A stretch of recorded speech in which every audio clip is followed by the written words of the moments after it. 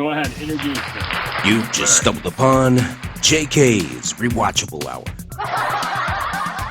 All right, good evening, ladies and gentlemen, and thank you, Flight Announcer, for that amazing production of how you just introduced us. Thank you again for that.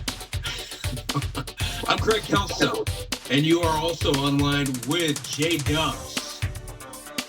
I'm here. Yes, hey, what's up, everybody? What's up, everybody? This is JK'z. I'm here, live and in color. We're going to have a great show tonight. We're going to be talking about something that I'm truly passionate about. Certainly. And, dude, your face still hasn't come up on here, but that's all right. We're just going to keep rolling with it and pretend it is, and hope for the best, as Absolutely. we always do as middle-aged men. So, as you can see plastered all over my good friend's being himself, we've got lots and lots of sayings and hashtags and so forth about mental health. And we just wanted to kind of get into this subject, relay some of our personal struggles with mental health and what we've dealt with, not only personal loss of our parents, sometimes also parents of, past relationships that I have suffered, and then the loss of my own mother, and how important it is that if you're not in the right headspace when these things happen. And these days, Jeff and I, as classmates, just in the past few years, have lost so many good friends. And we don't always know if it was, about mental health because, but in our own lives. And like, even if you think about 9/11, the state of the country, even if you didn't know anybody that had passed away during that time, you were affected. So it hits closer to home, much closer to home, when it comes to loved ones and friends that you knew, that you used to talk to, that, it's such a final state. So in that, I am going to relay that please do listen to this, like and subscribe, and I give you JK'z. Absolutely. Thank you. I appreciate that. You actually, that was very powerful what you said. I know you and we talk about mental health all the time. And the importance of, my shirt says it best, it's okay to not be okay. Yeah. And a couple of weeks ago, we were talking with Becky about, when we were growing up, ignorant and always had to feel to fit in. So you'd make fun of people. And, just for me, I was one of the ones that did that because I did not like who I was. I used to, walk with my head down, never really looked at anybody unless I was in my comfort zone, which was really small. And always feeling like I didn't have somebody to talk to. That was really, really hard for me. Because, as guys growing up, you're not supposed to talk. You're not supposed to be weak because you get looked down upon. And, Right. And as we go on with this, it set me back over 30 years. And only the last 6 or 7 years have I been able to deal with a lot of stuff that I couldn't. And that's why, I wear the shirts that I wear. That's why I post the stuff that I wear. And that's why I'm very passionate about this because, I'll never tell anybody's personal business, but, you reached out to me today and, even though I was at work for that couple minutes, talking to you was more important than my job, and I think that it's really important that everybody knows that you can reach out to somebody, Yeah, definitely. And that's the antithesis of this show. of how important it is to not only have a buddy that can check on you, and you check on them every so often. And that's what we have certainly developed with our group of friends.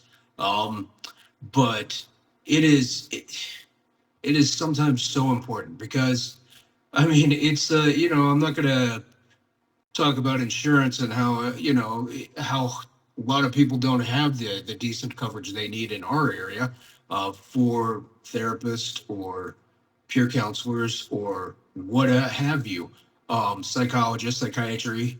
There's so many vines of the mental health system, and we haven't even touched on addiction yet, but the importance of it to have a good friend, to not only a friend that is going to listen to you, but tell you when you're messing up, tell you, hey, and that's why I reached out to you, because I needed a second opinion today on an issue that I was going to get ready to tackle, but I wanted to make sure that, hey, do you see my position in this? And to have a friend that will do that for you, and not just be like, oh yeah, you're right, you're right, but yeah, you need to take it to him. No, you gave me your honest opinion. You showed me that, hey, this could be a hornet's nest. And so everybody needs a friend that is gonna do that exact same thing. And yeah, how do you feel about that? I'll get to that in a minute. I just want to touch on something that you said.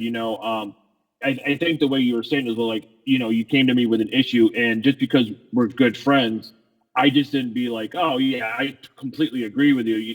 Right.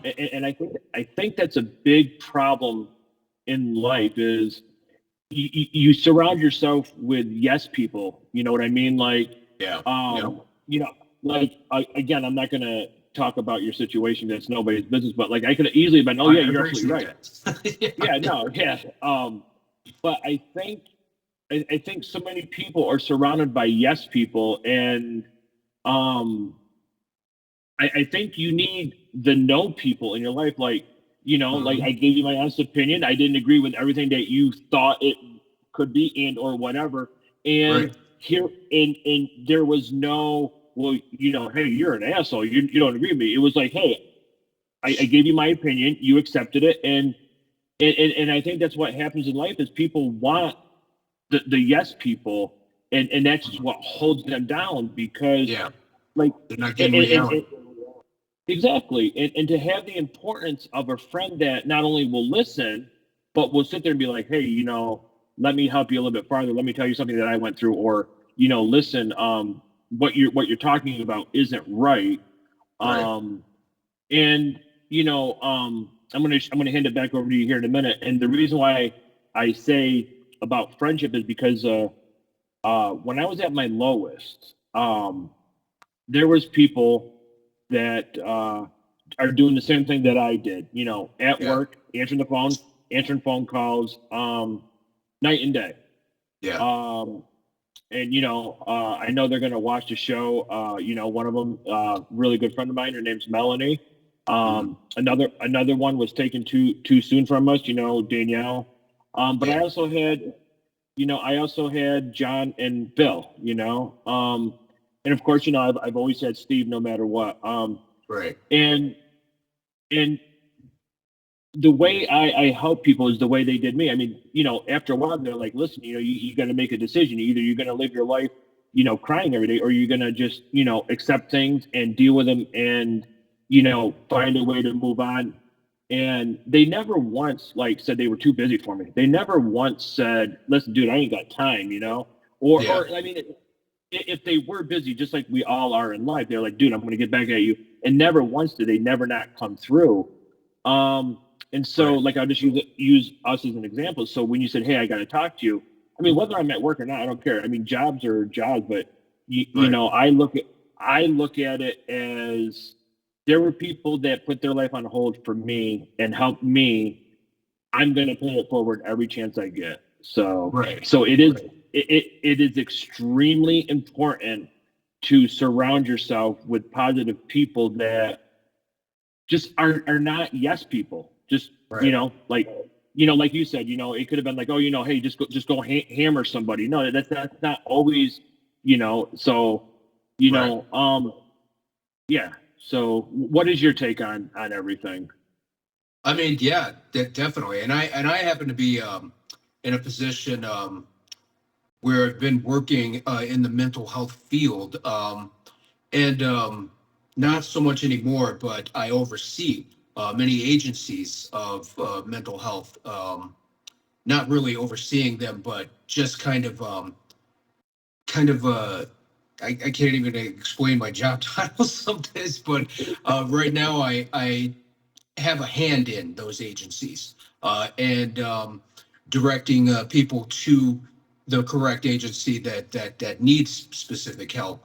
But I started out in the mental health field in order to be able to get the position that I have now, and so when I am asking you something, or even if I'm asking about somebody else, um, that I am seeing some symptoms and problems of, that if I'm reaching out to you, um, and anybody should be dealt this exact same benefit of the doubt, that it's relatively serious, and could have future implications of people's lives. I mean, if you think about the butterfly effect, I mean, something I ate for breakfast this morning could affect South Africa. Who knows? But um, that's why it is so important for that collaborative effort of talking to those that know you, um, that have been in your life for a while, that have walked in your shoes and been in your path. And if they're that hard to draw out, and I know you and I have both come across either friends or people that, hey, we offered our hands out there and they practically slapped it away, but that didn't get us mad, and it will not get us mad, because I've done the same thing, dude. Yep. I've Yep. had friends come here, worried about me, um, and you know, like the next morning, I didn't even know they were there. Um, so yeah, have you had a similar incident like that? Oh yeah, me all the time. Like Yeah. again, it's like what I was saying.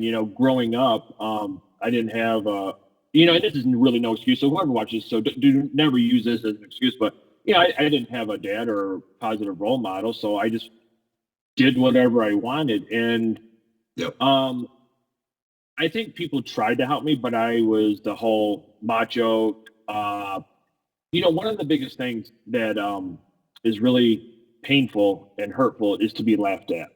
Yeah. Now I know that you and I we joke and we rip on each other Oh and yeah. our Facebook message group, with our friends. Right. But Just so they can rip on us too. Yeah. You yeah, know? and I'm usually Yep.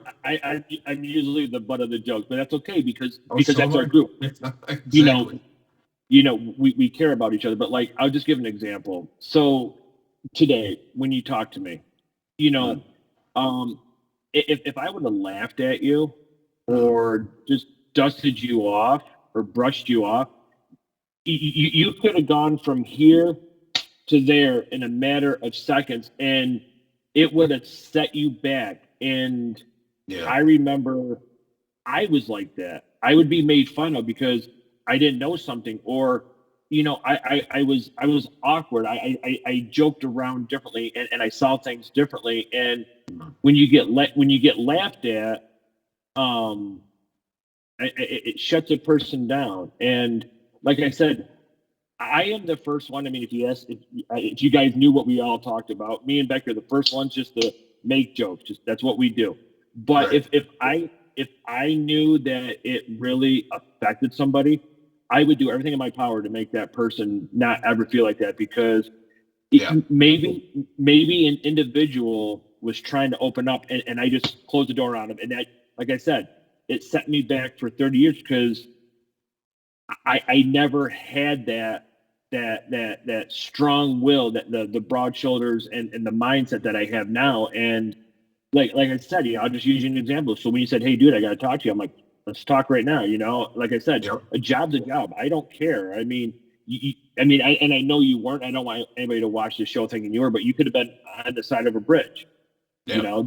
That's just the way I look at friendship. It's that important to me. Yeah. Yeah. And yeah, and we've got many obviously examples of that kind of a camaraderie that J-Dub and I share.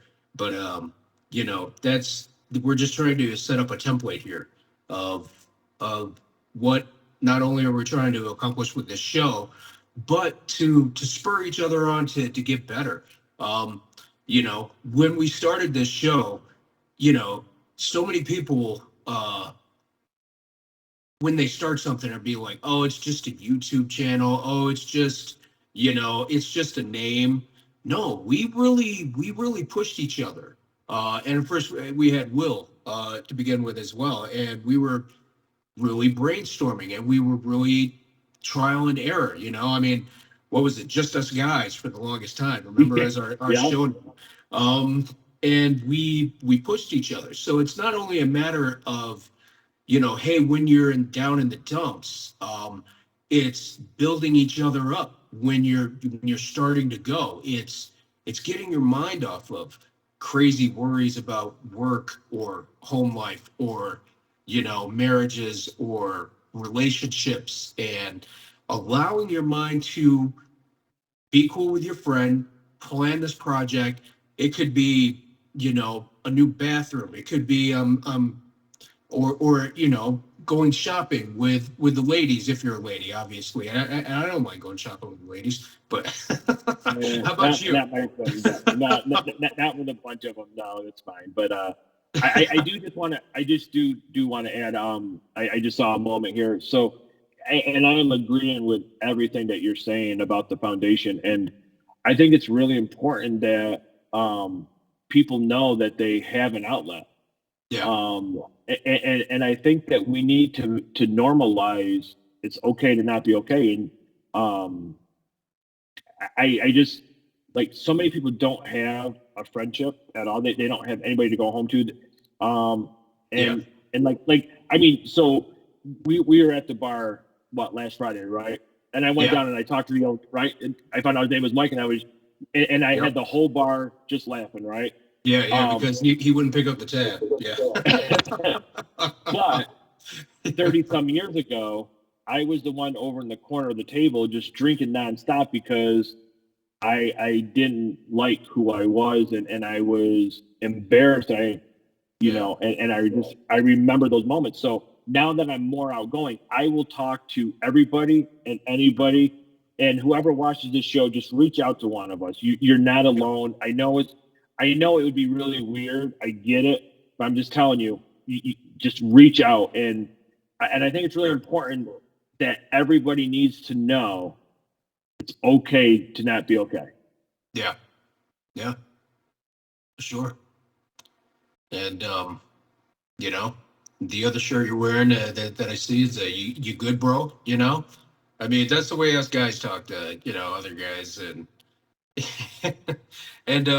but, sometimes we actually do approach in a much more approachable manner and say, "Hey, are you all right?" I mean, I've seen a couple of things in post, and and all I want to do is just offer an ear. And Yep. we need to keep fostering that in everybody, instead of, you see people going through something, whether it's on social media, whether it's on the side of the road, whether it's at a bar, to just like, "Oh, look at that guy, man. How pathetic. I mean, we're in public, No, that's no longer cool.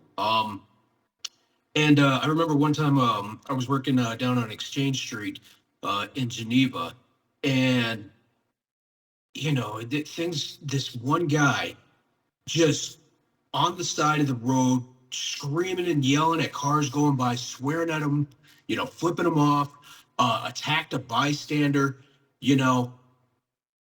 And I mean, I'm sitting there watching this, and your first inclination is like, holy crap, but your first inclination is to get help, obviously. Call 911. This guy could jump in front of a bus, um, get help, and then risk. Look at the guy. What's going on? I mean, and obviously do it from a distance and make sure other people are around.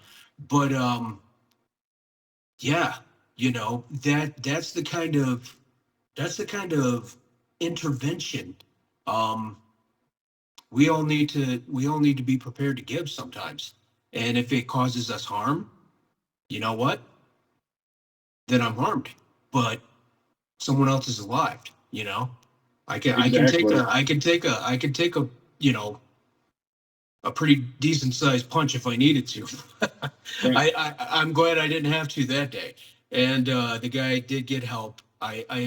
Good. I didn't Good. follow the story from there at all, but I knew that he was uninjured, and that was the main thing, that he was in better hands than he was placing himself. And that's the other thing too. It's better to get your own help before the system decides what kind of help that you need. What are your Exactly. thoughts on that? Exactly. You know, I just want to touch again on what your story, which, I got to tell you, that is just a growth as human beings, as men. Because if I was 17, 18, 22, I would have been out there just making fun of the guy, Yeah. and in this world that we live in now, everybody has a cell phone. There's cameras everywhere. Yeah. That would have been videotaped, and it would have gotten 2.5 million views of somebody laughing at this individual. Oh, sure. And now that I'm older and I'm more mature, and I see things differently and I have a better understanding, sometimes all you need to do is just talk to somebody. Like I'll go back to the bar last Friday night. Yep. I remember being that person in the corner, wondering why everybody was having a good time, and I was just kind of like lost, and I was kind of like, and that's why I talk to everybody. That's why I make everybody try to laugh and smile, because I don't know what they're going through. And I tell the story about the guy at the bar. His name is Mike. He could have been a multimillionaire. I don't know. Yeah. I went down. Good. I went down, shot the shit with him, got high five, and we left, and everybody was like, "Hey, see you later," Yep. And I think that's really important, and I'm glad that you shared that story, because so many people would have just been like, filming it and tagging and posting it all over social media. And Yeah. I'm glad that we're old enough and that we're more mature and growing up, that we would not have done that. And we're all going to see stupid stuff out there, and at first, we're going to laugh. I mean, it's just part of life. But Yeah. if you honestly see somebody struggling, if they're having a hard time, don't just do what everybody else says. Go up, keep your Right. distance, because this day and age, you just never know. You could get injured, and just ask the person if they're okay. Yeah.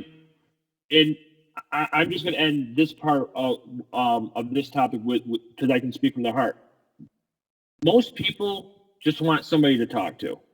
Mhm. Somebody just wants somebody just to just talk to them without judgment, without like prejudging them, or just like whatever. Just put the phone down and keep your distance. Obviously, we just, like I said, this day and age, you just never know what could happen. And just ask somebody, "Hey, are you okay? What do you need?"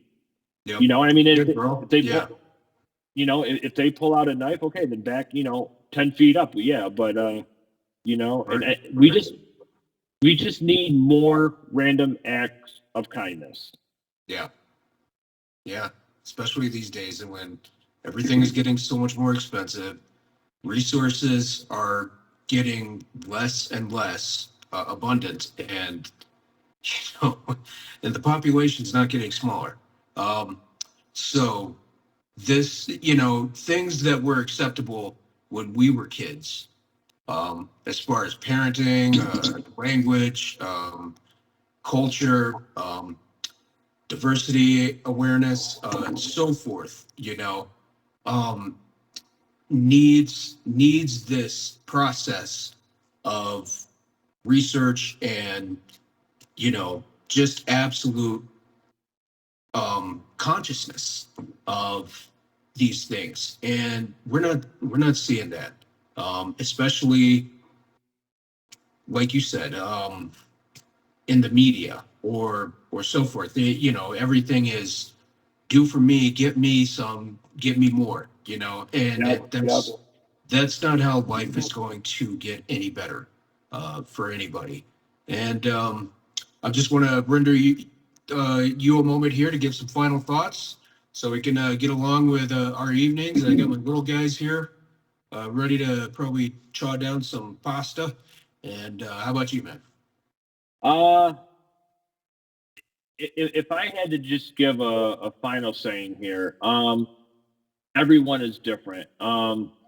You will see people, they will look distracted. They will always be looking down. They won't look you in the eye. They don't have good posture. They're looking for a distraction. Yeah.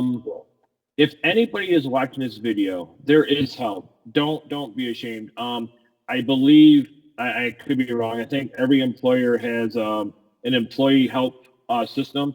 I think it's free. Um, Yeah, the EAP, the employee, exactly what you just said. Yep, yep. Um, there is professional groups. I would be cautious, like if you go on Facebook, whatever, just research. I know that some people feel very comfortable just talking behind a blank screen, and that's okay. Um, if you're finding that the people that you're around is not working, find new people. Yeah. And if worst case scenario, reach out to us. Reach out to us. Reach out to, if you're going through addiction, there's NA, there's AA, meetings in practically every village and township, or church. Um, Resources, are only a couple of clicks away, and or a Google search. So, Yep. you Yep. know, just keep that in mind. And I'm gonna wrap this up as my big diesel heater just kicked on and probably is drowning me out. So, thank you for stumbling upon the JK'z Rewatchable Hour. My name's Craig Kelso, and I'm J Dubs. please do like and subscribe. Pass the word along to your friends, animals, whatever else. Get us on the air and keep us on the air with you guys. Take care. Thank you. Take care. Love you all. You want to go ahead and